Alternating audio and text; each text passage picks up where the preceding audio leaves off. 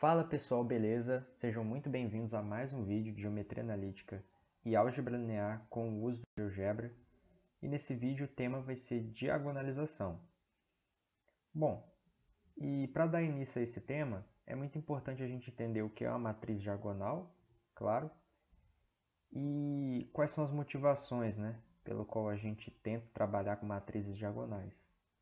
Então, primeiramente, uma matriz diagonal é uma matriz quadrada que vai ter todos os elementos fora da diagonal principal nulos. Ou seja, a gente tem uma representação generalizada aqui de uma matriz n por n, né? Caso você queira ler aqui o texto, pode pausar o vídeo para ler. Mas enfim, nesse caso aqui a gente tem uma matriz n por n, né? E você tem os números lambda 1, lambda 2 até lambda n. E aqui uma propriedade muito interessante das matrizes diagonais é que se você levar ela a qualquer número real k, você obtém como resultado apenas cada elemento da diagonal principal elevado a esse número real. Então, é muito fácil trabalhar com potências dessas matrizes diagonais. E bom, seguindo, vamos começar a falar de diagonalização agora. E quando a gente fala sobre uma matriz A ser diagonalizável, significa o quê? Significa basicamente que a gente pode escrever ela dessa forma. A é igual a P de P é menos 1. E o que a gente tem que falar sobre essas matrizes? Primeiramente, P, a gente já sabe que tem que ser uma matriz que tem inversa, ou seja, o determinante de P tem que ser diferente de zero. E a matriz D, ela é uma matriz diagonal. Então, a gente vai ter D diagonal e P invertível. E a gente pode ver isso de outra forma também. A gente pode ver como AP é igual a PD. O que a gente fez aqui? A gente multiplicou por P dos dois lados à direita. Lembrando que a multiplicação de matrizes não é comutativa, né? Na maioria dos casos, grande maioria. Então, a gente tem que sempre ressaltar em qual lado você está multiplicando da igualdade. E, bom, seguindo, a gente tem aqui a definição, na qual já abordei. E a gente tem o seguinte, quando a gente pega essa matriz A elevada a K, primeiramente a gente não tem muita noção de como vai ficar isso aqui, se essa matriz A for uma matriz qualquer. Mas aí se você consegue escrever essa matriz como P de P a menos 1, lembrando que D é diagonal. Então isso aqui elevado a K, perceba que o que a gente vai ter aqui? A gente vai ter P de P a menos 1 vezes P de P a menos 1. Isso, a gente vai ter isso daqui K vezes. Então, a gente vai ter essa repetição desse padrão. E o que a gente está vendo aqui? Sempre o P a menos 1 está multiplicando P. E isso vai acontecer aqui de novo. A gente vai ter vezes P de P a menos 1. Enfim, isso vai continuar. E P a menos 1 vai sempre multiplicar o próximo P. Então, aqui a gente vai ter identidade, sempre. E o que vai acontecer com essa potência? P de P a menos 1 na K vai ser igual. A gente vai ter esse P inicial aqui que não vai multiplicar com nada, óbvio. Aqui vai sempre dando identidade vezes D. D, identidade, vezes D. Aí P é menos 1 de novo, vezes P, dá identidade de novo, vezes D. Ou seja, a gente vai ter D na K. Lembrando que você multiplicar qualquer matriz pela identidade é a própria matriz. Então, é isso que vai acontecer. E no final vai sobrar esse P a menos 1. Então, aí que está a jogada da diagonalização. Quando a gente quer diagonalizar uma matriz, a gente busca utilizar, né, dessa propriedade das matrizes diagonais. Então, se você tem uma matriz A que você não tem noção nenhuma inicialmente como é ela em uma determinada potência, se você transformar ela numa diagonal, você acaba obtendo essa forma aqui, que convenhamos que é bem mais facilitado. Então assim, é basicamente isso a motivação pela qual a gente tenta diagonalizar uma matriz A qualquer, né? E nem toda matriz vai ser diagonalizável, né? Se fosse, seria bem simples em alguns casos você descobrir uma aplicação de uma transformação linear k vezes, enfim. Mas nem toda matriz é diagonalizável, a gente vai ver isso. Bom, e agora a partir dessa ideia inicial de matrizes diagonais e você diagonalizar uma matriz, o porquê que é interessante você diagonalizar uma matriz para você saber a potência dela, né, essa matriz elevada a k, um k qualquer, a gente já pode começar a entender autovalores e autovetores pela seguinte forma.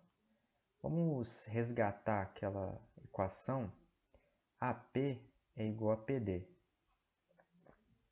Ou a gente tem aquela outra forma, né, que A é igual a PDP a menos 1.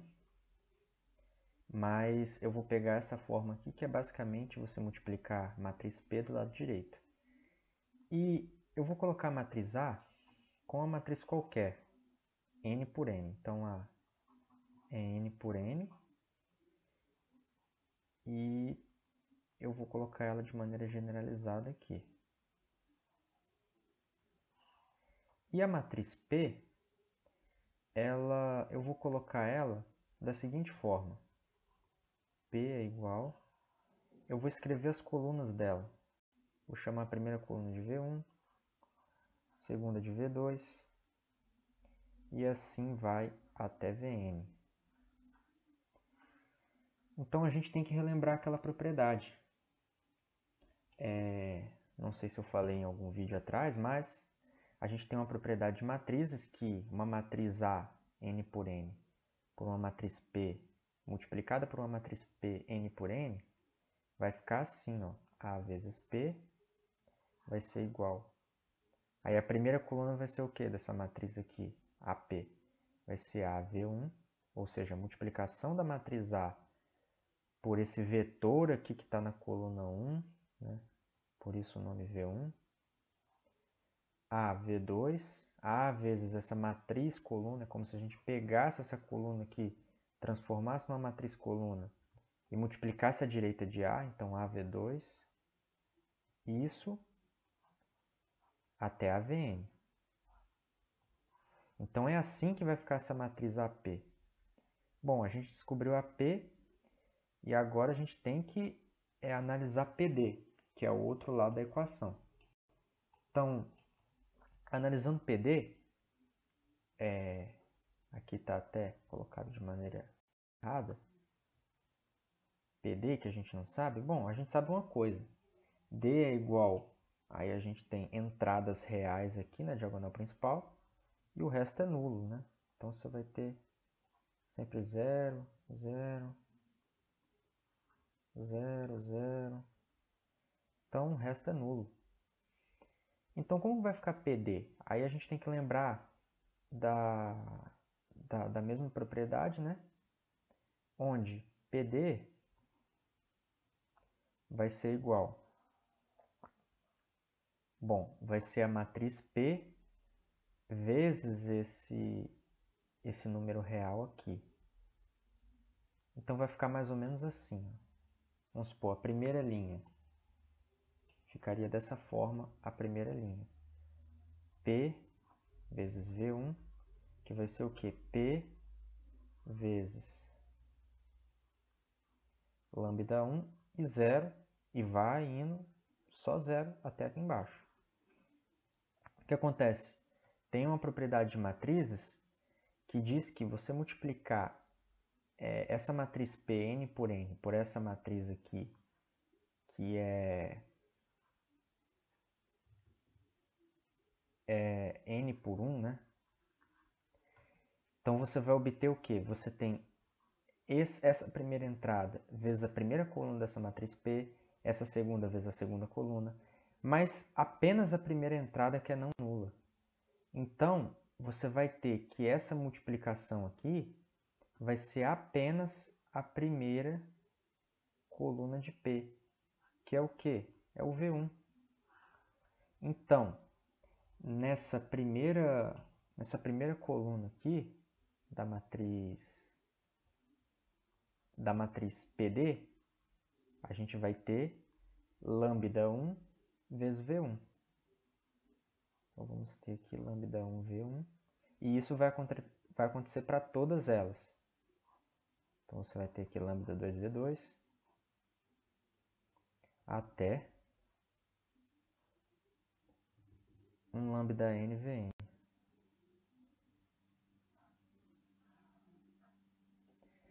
Beleza, então a gente já tem essas duas informações aqui e é interessante a gente comparar essas duas matrizes. Então a gente encontrou a seguinte equação. A gente encontrou que a V1, primeira coluna,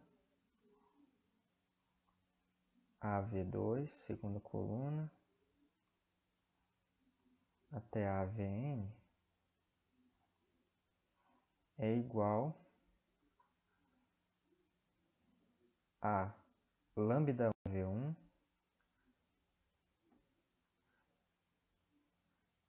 lambda 2 V2 até lambda n Vn. Então, a gente pode chegar à seguinte conclusão. Se a gente falar que I varia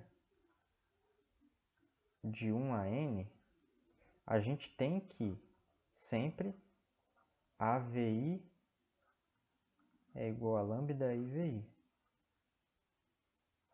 O que está acontecendo aqui? A gente tem uma matriz vezes um vetor, dando um múltiplo desse vetor. E a gente vai chamar esse daqui de autovetor de A, autovetor de A. E esse lambda I aqui, ele é chamado de alto valor de A.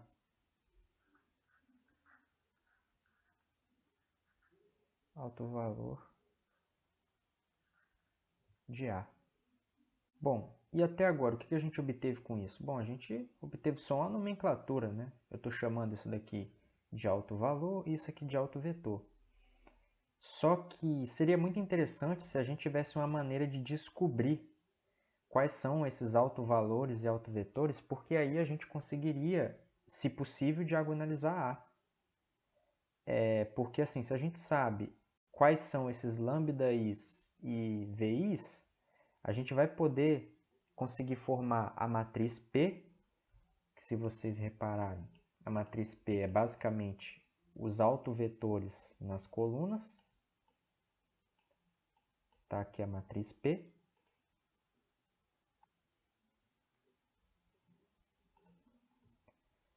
E a matriz D é basicamente os autovalores na diagonal principal. Então, se a gente descobrir os autovalores e os autovetores, caso ela seja diagonalizável, é uma informação muito boa. Aí a gente já consegue descobrir, né? A gente consegue descobrir P e D, e a gente vai conseguir descobrir P é menos 1, né? Basicamente achando a matriz inversa dela, né? Porque ela é invertível. Então, seguindo aqui está basicamente o que foi desenvolvido. E aqui chega uma parte muito importante, né? Como descobrir os autovalores e autovetores de A. Então, a gente sabe que se uma matriz A ela possui autovetores sem ser o vetor nulo, né? Porque assim, se você pegar uma matriz A e multiplicar ela pelo vetor nulo, com certeza ela vai ser um escalar vezes o vetor nulo. Mas enfim, a gente nem considera essa informação porque isso não agrega nada. Mas se você considera que uma matriz A vezes um vetor V é igual a um lambda V, a gente pode passar esse lambda V para o outro lado da igualdade, ficando AV menos lambda V é igual ao vetor nulo. A gente pode colocar o V em evidência, ficando A menos lambda vezes V é igual ao vetor nulo. E aqui o que a gente vai ter? Na verdade tem algo incorreto aqui, né? Aqui a gente não pode colocar lambda, porque uma matriz vezes um número real, nada disso. Então, a gente coloca aqui o quê? A gente coloca A menos lambda identidade. Porque você multiplicar, pegar uma matriz B qualquer aqui. Matriz B qualquer. Alfa B é igual a alfa identidade B. Porque multiplicar pela identidade dá no mesmo. Então, a gente colocar menos lambda identidade aqui é a mesma coisa que, na hora da multiplicação, multiplicar lambda V. Então, só tirando isso aqui, porque não tem nada a ver com a demonstração. E agora, a gente tem basicamente um sistema linear homogêneo, onde a matriz dos coeficientes é essa matriz aqui, A menos lambda I, e o vetor, né, o vetor solução, vai ser o nosso possível autovetor. E aqui, né, linear homogêneo.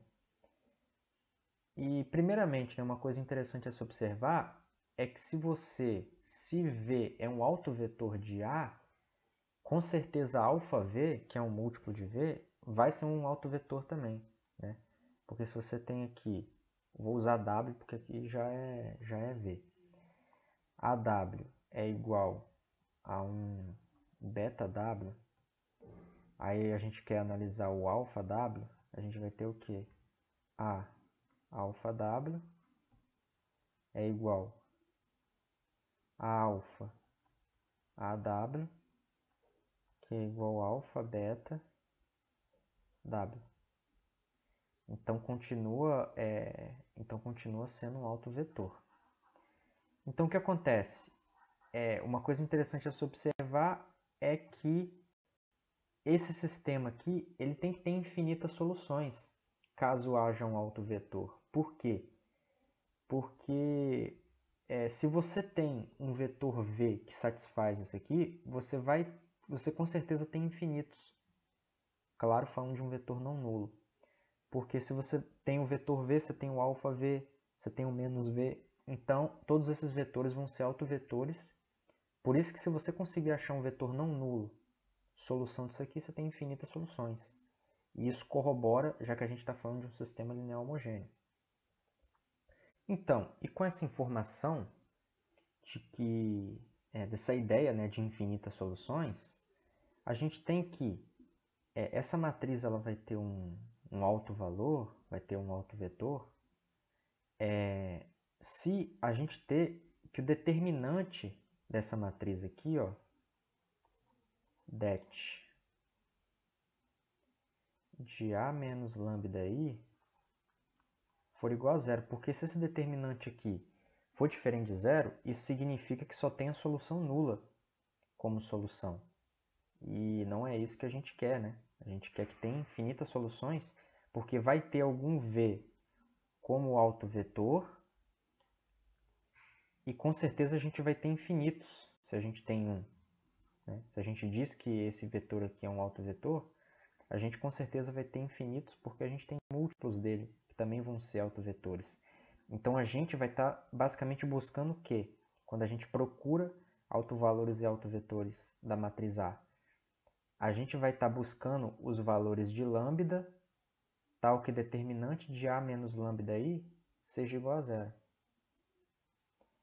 E aí para cada lambda desse, a gente vai conseguir achar o valor V. Como? Bom, se você calculou o determinante lá, você chegou numa expressão e você encontrou algum lambda, por exemplo, lambda igual a 1. Aí você tem aqui a matriz A menos identidade, um sistema linear homogêneo, né? Aí esse vetor solução V aqui vai ser um autovetor para esse autovalor aqui. Isso é basicamente isso. Aí você achou, em vez de lambda igual a 1, lambda igual a 3. Só substituir lá. Aí você vai ficar A menos 3 identidade, vezes o vetor V é igual ao vetor nulo. Você vai calcular qual é a solução desse sistema, e essa solução vai ser o autovetor. E quando você calcular essa solução, né, obviamente você vai ter infinitas soluções pelo que eu falei. Né? Aí você pode, claro, coletar só um autovetor como amostra, ou deixar de maneira generalizada, né, os infinitos vetores. Mas enfim, é basicamente isso. E aqui embaixo, né, tá o que foi dito anteriormente. Mas então, supondo que eu já sei os autovetores e autovalores de A, como que eu sei se ela é diagonalizável ou não? Essa é uma parte bem importante. A gente pode desenvolver um raciocínio muito simples, que é o seguinte: P é invertível.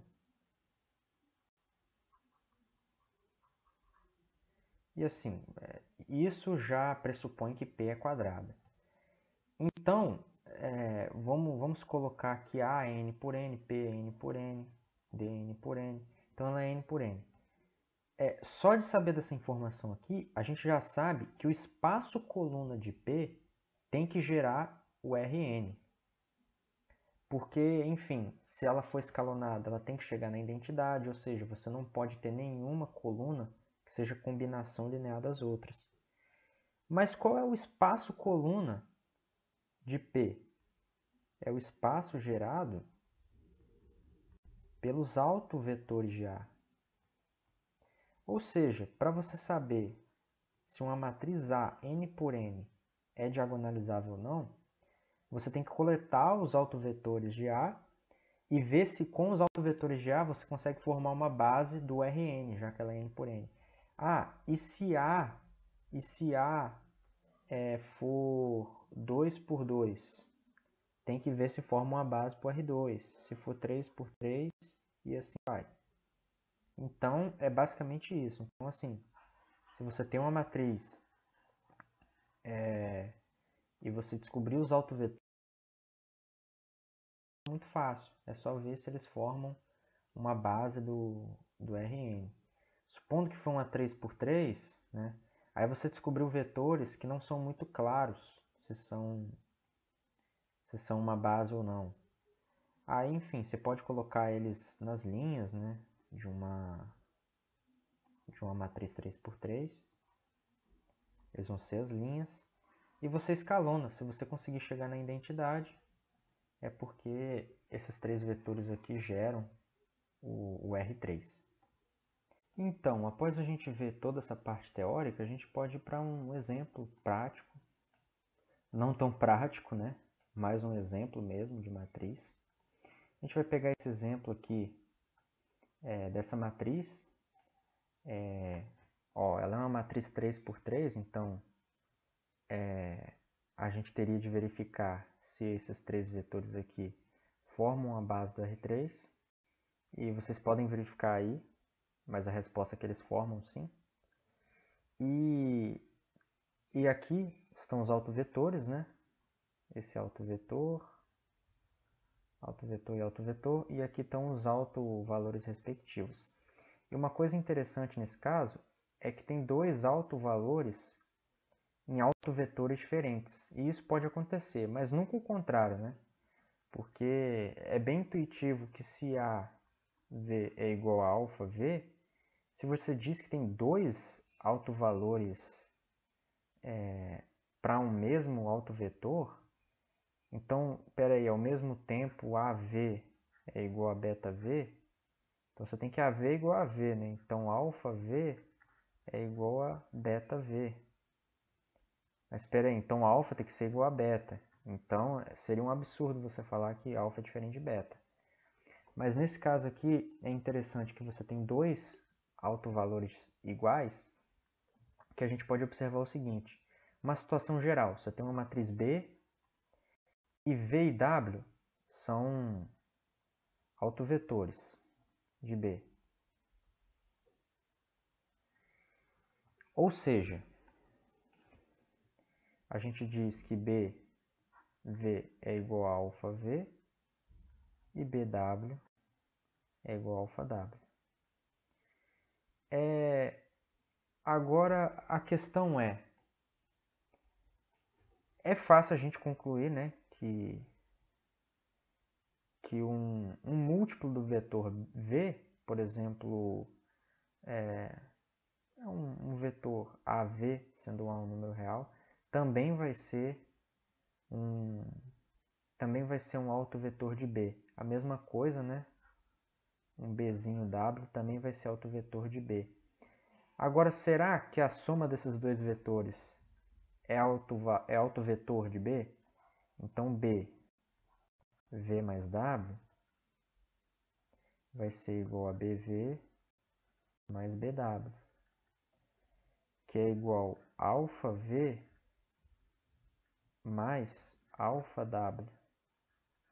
E isso aqui é igual a alfa vezes V mais W. Então, sim, o V mais W vai ser autovetor de B também.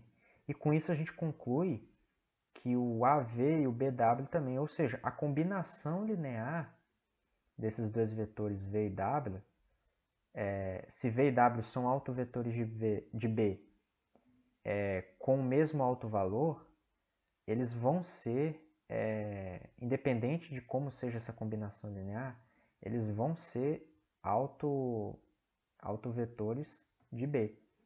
Porque se você pegar aqui um B, AV mais BW é igual a B, BAV mais BW.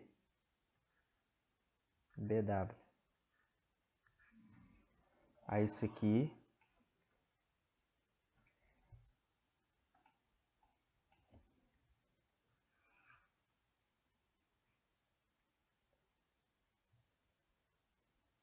isso aqui vai ser igual a A vezes BV mais Bzão, né, a matriz Bzão, W, que é igual, BV igual o quê? É alfa V. Então, vai ficar A alfa V mais Bzinho alfa W. Isso aqui vai ser igual a alfa vezes AV mais Bzinho W. Ou seja, com isso a gente demonstra que qualquer vetor, combinação linear de V e W, dadas as condições de V e W, também vai ser autovetor de B. Ou seja, a gente pode comprovar isso tudo no GeoGebra, que foi mostrado aqui, com esses dois vetores aqui, e é isso que a gente vai fazer. Então, bora para o GeoGebra. Então, aqui no GeoGebra já foram colocadas todas as informações, a matriz está escrita aqui, nós temos os vetores analisados. Aqui, como a gente viu que o múltiplo também vai ser um autovetor de uma matriz, então a gente pode usar esse vetor aqui e vai ficar da seguinte maneira, né? Eu coloquei aqui as aplicações e a gente vai poder ver que é realmente um múltiplo, tá aí a aplicação, está na metade, como a gente viu, porque o autovalor ele é meio, então por isso que está na metade. E com relação ao vetor 5, 3, 1, também a aplicação na metade, é só conferir os valores. E como a gente viu de uma combinação linear, eu criei aqui os controles deslizantes e a gente vai poder ver um vetor que é a combinação linear dos dois. Então a gente pode ir variando aqui esse vetor e a gente vai conseguir ver esse vetor aqui que é a combinação linear dos dois. Então ele está variando aqui e temos a aplicação dele, claro, né? Não podia faltar. E a gente vai poder conferir que a aplicação também vai ser um autovetor da matriz. Então, ó, no caso, esse vetor combinação linear vai ser um autovetor da matriz, né? Aí a aplicação, que vai ser essa matriz multiplicada à esquerda desse vetor, vai ser um múltiplo desse vetor, e como a gente pode ver aqui. E também, como a gente viu, essa aplicação está na metade, né? Pelo que a gente acabou de ver. Então, se a gente pausar aqui a qualquer momento, a gente vai ver que está exatamente na metade. Deixa eu deixar ficar para cima, para ficar melhor para visualizar. Então, aqui está exatamente na metade e se não quiser ver apenas visualmente, pode conferir os valores, que com certeza está na metade, né? Esses valores aqui. Aqui você tem um arredondamento, né? Mas assim, de maneira mais precisa, a metade desses valores aqui devem ser esses valores aqui, né? Aí como no GeoGebra você tem um arredondamento, não fica completamente preciso, né? Duas casas decimais apenas, então, por exemplo, a última coordenada aqui não é exatamente a metade, mas é essa informação precisa que a gente tem. Então, pessoal, por hoje era isso. Caso vocês tenham alguma dúvida sobre o que foi apresentado aqui no vídeo, pode deixar nos comentários que eu vou estar respondendo. E até um próximo vídeo.